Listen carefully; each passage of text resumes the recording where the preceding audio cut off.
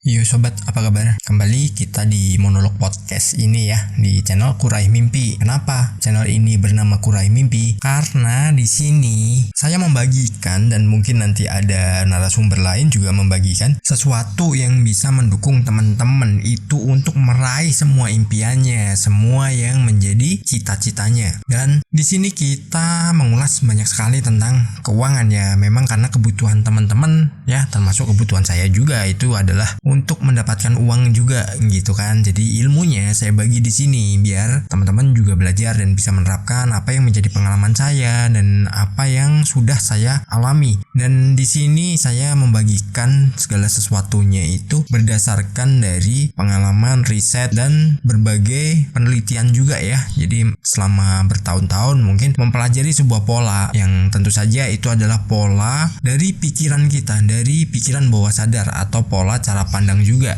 dalam kehidupan. Dan tentu saja teman-teman bisa mempelajarinya ya tiap hari. Nanti selalu ada video baru di sini dan teman-teman bisa, mungkin kalau mau diterapkan silahkan terapkan. Kalau cuman hanya pengen belajar dan menambah wawasan aja juga nggak ada masalah ya. Di video kali ini, di sesi kali ini saya pengen membahas berapa lama kita bisa datangkan uang. Nah biasanya ada pertanyaan ya, berapa lama sih kalau kita udah menerapkan law of attraction terus uang itu datang, itu berapa lama? Terus nanti itu bisa bulanan atau mungkin mingguan atau hari atau bahkan tahunan. Nah banyak sekali ya orang berpikirannya seperti itu.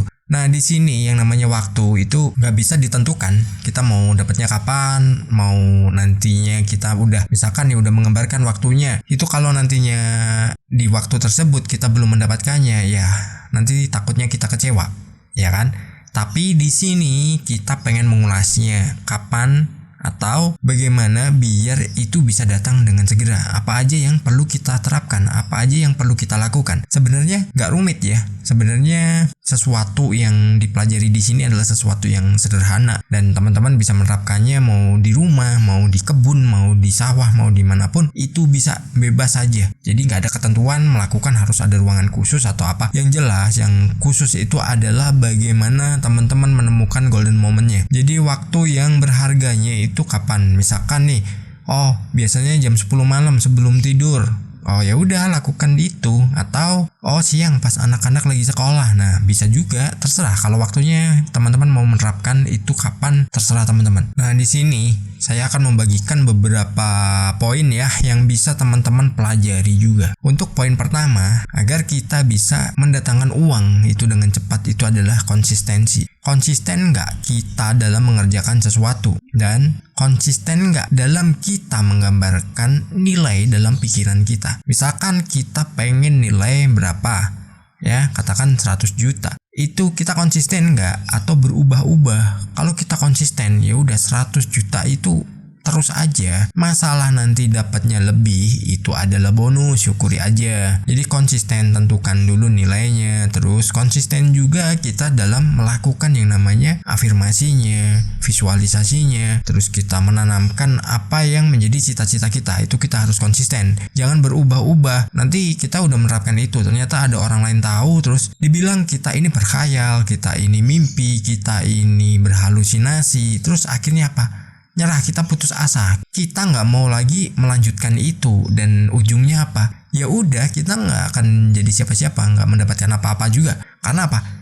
Kita mengizinkan diri kita untuk jadi bagian dari mereka. Nah itu yang berbahaya, nggak boleh. Jadi fokus aja dengan apa yang kita miliki dan kita konsisten ya. Jangan pernah kita mengabaikannya, karena yang kita tanamkan dalam pikiran kita itu akan ditarik untuk menjadi sebuah realita yang itu akan kita nikmati. Gambarkan yang indah-indah, bayangkan yang indah-indah, pokoknya tanamkan di situ bahwa Anda adalah orang yang selalu beruntung dan dengan mudah Anda bisa mendatangkan uang senilai dengan apa yang Anda harapkan. Selain itu, selain konsistensi, kita juga harus melakukan action. Action ini apa? Kita udah memiliki keinginan, kita udah memiliki yang namanya tujuan. Segera ambil tindakan, lakukan apa yang menjadi jalan ya. Jadi misalkan teman-teman ini memiliki sebuah impian usaha apa dengan hasil berapa. ya mulai aja usahanya, meski dari yang terkecil, nggak ada masalah itu. Sederhana, banyak kok orang yang jualannya sederhana tapi hasilnya luar biasa. Itu banyak, bukan 1-2, bahkan malah ribuan orang yang bisa seperti itu. Karena apa? Mereka take action, mereka mengambil tindakan untuk memang merubah hidupnya, untuk menjadikan dirinya ini seseorang yang memang menjadi sesuai dengan apa yang sudah diharapkannya, sesuai dengan apa yang diimpikannya. Itu sangat luar biasa banget. Kita udah melakukan konsistensi ya, kita udah konsisten dalam mungkin afirmasi, terus kita melakukan segala macamnya, yang itu kita udah sangat konsisten, terus kita sudah action, kita udah mengambil tindakannya ya. Meskipun itu dari hal yang kecil, nggak ada masalah, yang penting berani action dulu. Ibarat sepeda itu kalau kita naik sepeda terus nggak di kayu, itu kita jatuh kan. Tapi kalau di kayu, nanti kita akan sampai di tujuan kita. Memang itu butuh waktu, tapi tetap aja sampai kan. Nah, setelah kita melakukan 2 hal itu, maka kita harus melakukan inovasi. Inovasinya kenapa? Dengan inovasi kita merubah sesuatu yang biasa menjadi sesuatu yang tidak biasa. Jadi sesuatu yang mainstream kita rubah jadi sesuatu yang anti mainstream. Jadi misalkan teman-teman berjualan roti yang seperti apa, lakukan inovasi, rubah mungkin bentuknya, mungkin rasanya, mungkin variasinya ya. Teman-teman bisa rubah. Setelah teman-teman merubah itu, maka teman-teman akan punya yang namanya spesialisasi. Nah, dari situ orang bakal melirik dan itu mudah diingat oleh orang lain, dan mereka justru akan memberikan referensi kepada teman-temannya, entah kerabatnya. Nah, mereka kasih referensi. Nih loh, di sana nih roti ini enak banget rasanya dan itu harganya kompetitif banget, enak banget. Udah deh, kalau beli di sana aja. Dan dia juga bisa menerima pesanan dalam jumlah besar. Nah, itu sebuah inovasi ya.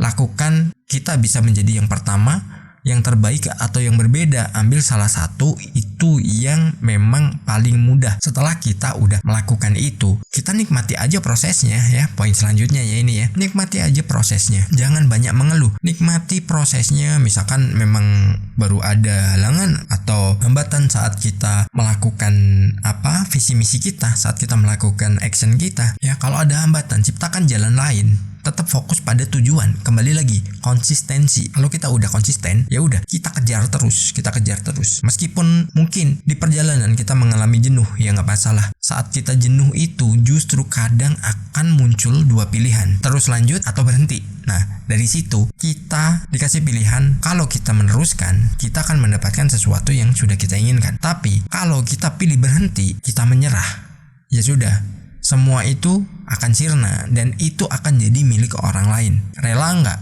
impian kita dimiliki orang lain? Kalau kita misalkan punya gagasan apa, kita nggak segera eksekusi, otomatis apa? Orang lain yang akan mengambilnya. Sayang banget kan, kita udah berusaha lama, kita udah memiliki impian yang tinggi, dan tiba-tiba yang menjalankan adalah orang lain. Nyesek nggak tuh? Pasti nyesek dong. Setelah dari 4 poin tadi, yang terakhir adalah menerima. Iya, kadang kita menerima ini justru saat kita udah gak memikirkan apa-apa, terus saat kita udah ya mungkin melepaskan semuanya, kita sudah menjalaninya seperti biasanya. Nah, lucu itu, tiba-tiba kita menerima sesuatu yang tadinya memang kita impikan. Nah, itu luar biasa banget kan. Nah, teman-teman bisa lakukan itu, dan semua orang punya hak atas itu ya. Ya, mau nilainya berapa, semua orang punya hak atas itu. Gak ada larangan, gak ada hak juga orang lain melarang.